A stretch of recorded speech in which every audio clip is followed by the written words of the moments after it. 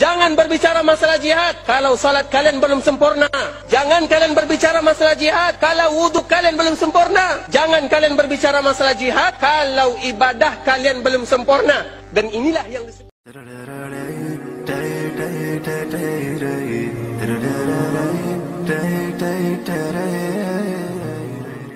jangan berbicara masalah jihad kalau salat kalian belum sempurna.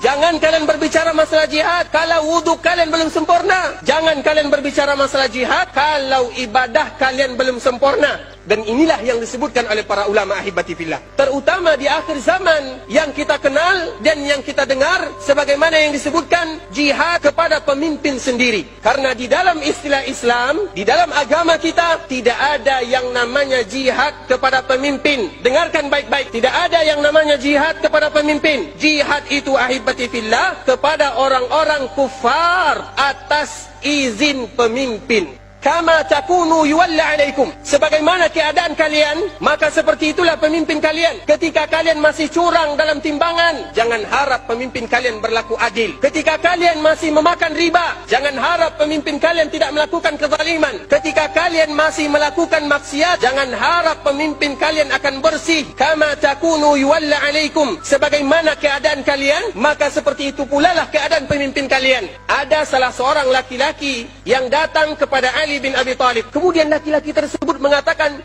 "Ya Ali, wahai Ali, limadza kana an-nasu yantaqiduna minka wa la yantaqin wa Umar?" Wahai Ali, kenapa di zamanmu ini banyak orang yang protes, banyak orang yang demo? Kenapa di zamanmu ini banyak fitnah, banyak orang yang tidak suka akan kepemimpinanmu, banyak orang yang protes? Sedangkan seperti ini tidak terjadi di zaman Umar dan tidak terjadi di zaman Abu Bakar. Seolah-olah orang tersebut mengatakan, kenapa zaman kamu ini adalah zaman yang buruk? Kenapa zaman kamu ini adalah zaman yang tidak adil? Seolah-olah dia mengatakan seperti ini. Apa jawaban Ali bin Abi Talib radhiyallahu ta'ala anhu? Wahai fulan, ketika Abu Bakar, ketika Umar yang memimpin, maka yang menjadi rakyatnya adalah orang-orang sepertiku ini. Tetapi ketika aku yang memimpin, maka rakyatku seperti ente ini, yang suka protes, yang suka berontak. Sesuatu yang adil ahibati fillah, sesuatu yang adil.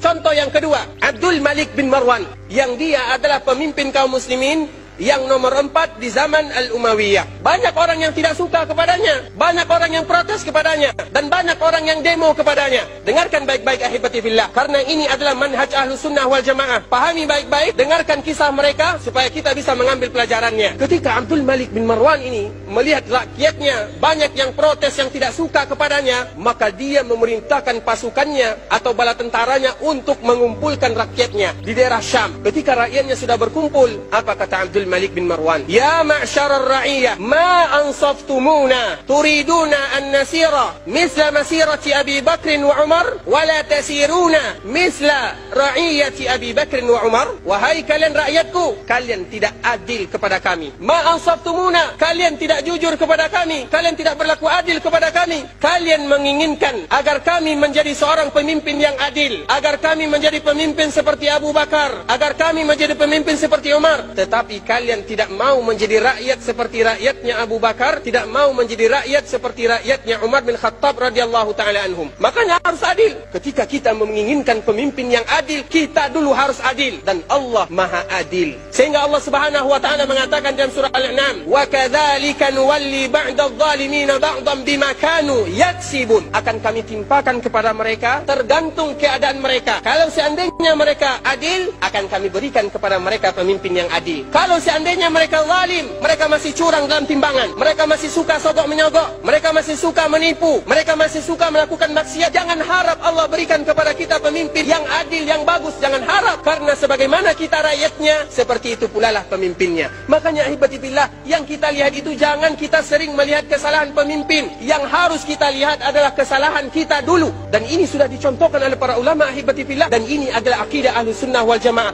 Raja yang terzalim yang pernah ada di permukaan bumi ini satu saja, yaitu Fir'aun. Tidak ada yang lebih kejam melainkan Fir'aun. Fir'aun disebutkan oleh Allah subhanahu wa ta'ala sebagai tawut. Siapa yang mengatakan Fir'aun ini tawut? Allah yang mengatakan, innahu tagha. Fir'aun itu adalah tawut. Apa yang dilakukan oleh Fir'aun? Membunuh bayi-bayi Bani Israel. Sesuatu yang sangat kejam, mencincang hidup-hidup orang yang beriman kepada Musa. Itu yang dilakukan oleh Fir'aun. Kemudian apa kata Allah Subhanahu wa taala kepada Nabi Musa dan Nabi Harun, kakaknya Musa alaihi wassalatu wassalam? Wahai Musa, wahai Harun, izhaba ila fir'auna innahu tagha. Wahai Musa, wahai Harun, pergi temui Fir'aun, innahu tagha. Karena dia sudah melampaui batas, karena dia sudah melakukan tawud, karena dia sudah melakukan kejahatan yang begitu besar, sehingga digambarkan oleh Allah Subhanahu wa taala dengan tawud.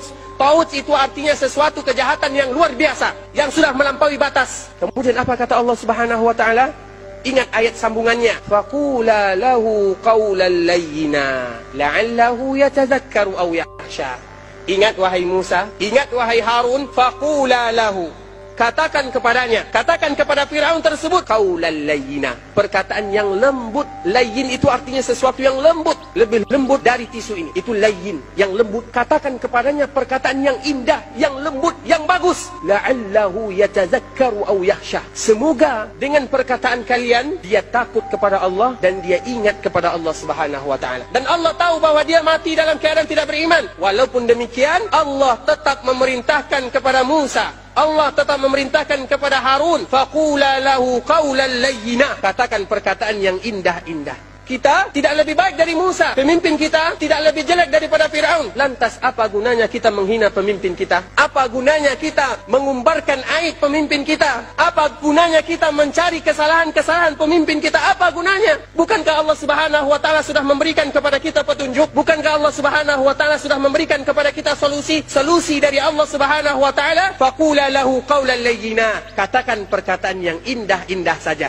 Kalau kalian tidak bisa mengatakan perkataan yang indah, hadis Rasulullah yang lain, falyaskut, maka diam. Kalau seandainya kita melihat kezaliman yang sudah terlalu zalim, hati kita ini merasa sesak, ingin menghina, ingin menghardik, maka cukup dengan diam saja. Karena setiap ucapan yang kita keluarkan untuk pemimpin kita, maka besok di hari akhirat kita akan dipertemukan oleh Allah Subhanahu wa taala dengan mereka dan mempertanggungjawabkan apa yang tadi sudah kita ucapkan. Sekarang solusi dari Rasulullah sallallahu alaihi wasallam dari hadis yang diriwayatkan oleh Imam Bukhari dan Imam Muslim dari sahabat Abdullah bin Abbas. Dengarkan baik-baik apa yang disampaikan oleh Rasul kita semuanya. Apa kata Rasulullah sallallahu alaihi wasallam? Man ra'a min amirihi syai'an mimma yakrahu falyasbir. Barang siapa di antara kalian yang melihat dari pemimpinnya sesuatu yang tidak dia sukai, dia benci terhadap perlakuan pemimpinnya, apa kata Rasulullah SAW kita? Demo? Tidak. Ceritakan aibnya? Bukan. Berontak dia? Tidak. Apa kata Rasulullah SAW?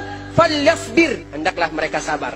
Kata Rasulullah SAW, tidak seorang pun di antara kalian yang dia tidak suka kepada pemimpinnya, kemudian dia ungkapkan, kemudian dia ceritakan, kemudian dia berlepas diri dari pemimpinnya, kecuali kalau seandainya dia meninggal, mata maitatan jahiliyah, maka dia mati dalam keadaan matinya orang jahiliyah. Jadi kalau pemimpin kita zalim, itu hubungan dia dengan Allah Subhanahu wa taala, dan kita yakin bahwa Allah akan memberikan balasan kepada orang-orang yang zalim. Makanya Imam Ahmad ketika dia merasa terzalimi, dan sudah kita sampaikan, Imam Ahmad itu ahibati fillah, dia diborgol dari Baghdad menuju Syam, perjalanan yang begitu jauh, diletakkan di atas kuda dengan borgol yang berat borgolnya itu sama dengan berat badannya. Kalau seandainya cambuk yang dihadapkan kepada Imam Ahmad dihadapkan kepada unta, maka unta tersebut akan jatuh. Coba bayangkan kuatnya. Tetapi Imam Ahmad dia mengingat hadis Rasulullah sallallahu alaihi wasallam, man ra'a min amirihi syai'un mimma yakrahu falyasbir. Barang siapa yang melihat dari pemimpinnya sesuatu yang dia tidak suka, falyasbir, maka hendaklah mereka bersabar. Dia lebih rela dirinya diazab daripada terjadi pertumpahan darah, karena tidak ada istilahnya keluar membuka aib pemimpin kecuali pasti ada yang meninggal. Siapa yang bertanggung jawab ahibati fillah? Bukankah kita mendengarkan Rasulullah SAW mengatakan, kalau seandainya dunia ini hilang, atau di dalam lafaz yang lain, kalau seandainya Ka'bah, kiblat kita hilang, lebih ringan bagi Allah Subhanahu wa taala daripada hilangnya satu nyawa. Sekarang sudah berapa nyawa yang sudah melayang? Dan siapa yang bertanggung jawab? Makanya Imam Ahmad dia tidak mau mengucapkan kalimat seperti ini, walaupun dia dianiaya siang dan malam. Berapa lama dia dianiaya? 28 bulan. Apa kata Rasulullah sallallahu alaihi wasallam? Yakunu min ba'di, akan datang sepeninggalku a'immatun yahtaduna bighairi hudai. Akan datang pemimpin setelahku, kata Rasulullah sallallahu alaihi wasallam, orang-orang yang tidak mengikuti petunjukku lagi. Wa yastannuna bighairi sunnati, dan mereka sudah keluar dari sunnahku, kata Rasulullah sallallahu alaihi wasallam. Wa yaqumu fihim rijal, dan akan ada di antara mereka qulubuhum qulubus syayatin fi jismani ins, akan ada di antara mereka hatinya itu berhati syaitan di dalam dada manusia. Sesuatu gambaran yang sangat berbahaya. Apa kata Hudzaifah? Ya Rasulullah, kalau seandainya aku mendapatkan zaman tersebut, seolah-olah Hudzaifah mengatakan kepada kita dan memberikan kepada kita gambaran, kalau seandainya kita berjumpa dengan zaman ini, apa yang harus kita lakukan? Apa kata Rasul kita, Rasul Anda, Rasul kita semua sallallahu alaihi wasallam? Asmi' wa ati' wa in akhadha malak wa daraba dhahrak. Dengarkan mereka, taati mereka, walaupun mereka mengambil hartamu dan memukul punggungmu.